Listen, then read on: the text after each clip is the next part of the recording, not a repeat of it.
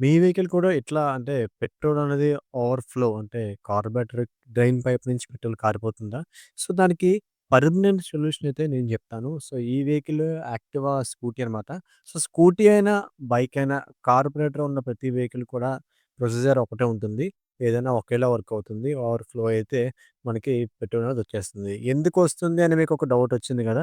అది మీకు ఈ షార్ట్ వీడియోలోనే క్లియర్ జేస్తాను. దానికన్నా ముందు నాకు కొద్దిగా సపోర్ట్‌గా మీరైతే ఛానెల్ సబ్స్క్రైబ్ చేసుకొని, ఇన్‌స్టా అకౌంట్ అయితే ఫాలో అయిపోండి. సో, ఈ వెహికల్‌లో మరి పెట్టేవాడు చూస్తే మీకక్కడ నలకలు కనిపిస్తున్నాయి. అంటే ఫ్లూట్ పిన్‌కి ఏమాత్రమైన నలక గనక వచ్చి పడిందంటే, ఆటోమేటిక్‌గా పెట్రోల్ ఎంతున్నా సరే బయటకొచ్చేస్తుంది. అది ఫస్ట్ రీజన్.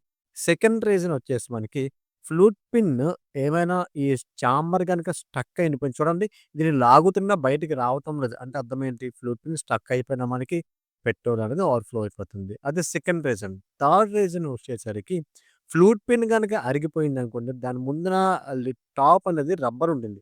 అది గనక స్టెప్ వచ్చిందనుకోండి గీతలాగా అరిగిపోతే ఫ్లూట్ పిన్ మార్చుకుంటే సరిపోద్ది. Third reason.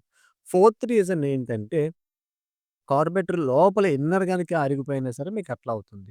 సో, ఇలాంటి టిప్స్ అండ్ ట్రిక్స్ కోసం మన ఛానెల్‌కి సబ్స్క్రైబ్ చేసుకొని ఇన్‌స్టా అకౌంట్ అయితే ఫాలో చేసేయండి.